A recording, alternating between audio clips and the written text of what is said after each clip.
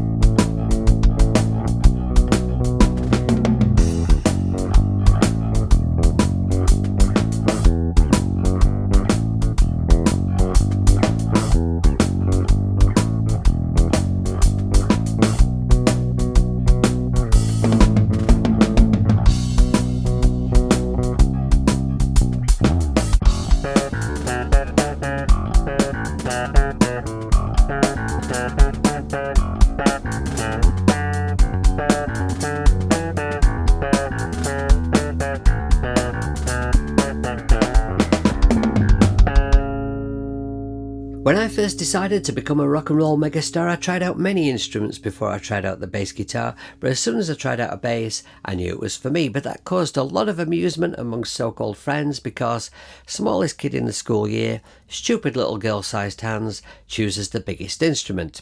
But having had some quality time to spend with this gorgeous cherry red VS4 from Vintage, I am now questioning whether over this last 30 odd years I haven't been making life unnecessarily difficult for myself.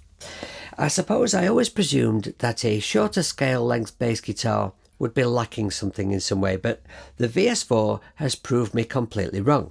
It gives me an increased finger span, it's lighter than a lot of electric guitars, it's no bigger than an electric guitar, it would fit in a case that was cut to fit a standard SG style guitar.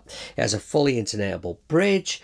The offset cutaways give me access right up to every single note right at the top of the fretboard. The tuners are just rock solid. It does have one disadvantage, which, like all instruments of this design, it is neck heavy, but the correct strap would fix that up no problem. But as is often the case with vintage instruments, it's the pickups that make this instrument punch in a weight category far above its asking price. At the neck, we have this gorgeous fat sounding pickup. The controls, by the way, we have volume for neck, volume for bridge, and a tone. So with the bridge all the way off and the neck all the way up, we have this fat, indistinct, undefined, woolly, powerful sound.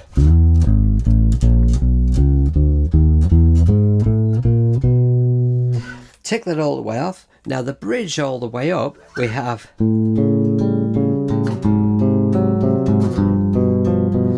clarity and definition. It will give you all the articulation you could ever need. And of course, with a blend of the two, you should be able to achieve whatever tone you could possibly require.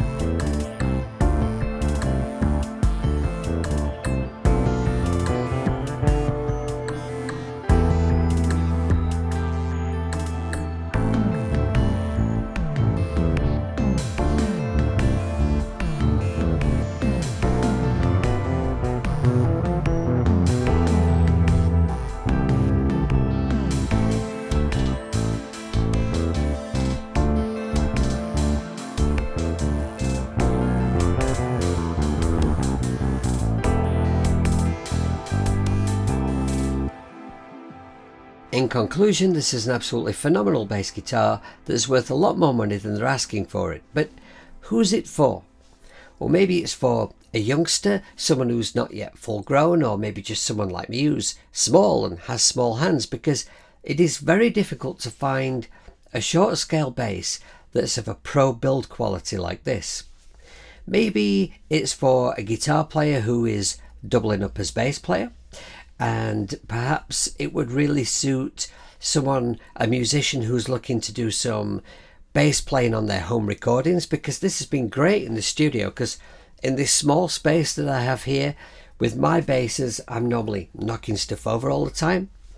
And maybe, you know, it would just suit a grown-ass full-size bass player who's just looking for something a little bit smaller and compact for ease of transportation or some reason like that. Anyway, I hope this video has been a little bit interesting and a little bit helpful. If you would like to give me a thumb up, that would make me smile. Perhaps subscribe to my channel if you'd like to be notified of further nonsense from me. If you'd like to help out the channel in any way, or check out my music, merchandise, website, all that stuff, all the information is down below the video. So until my next video, take care of yourselves, be good people, make lots of music, try not to be a twat, and don't piss your pants about. See you later.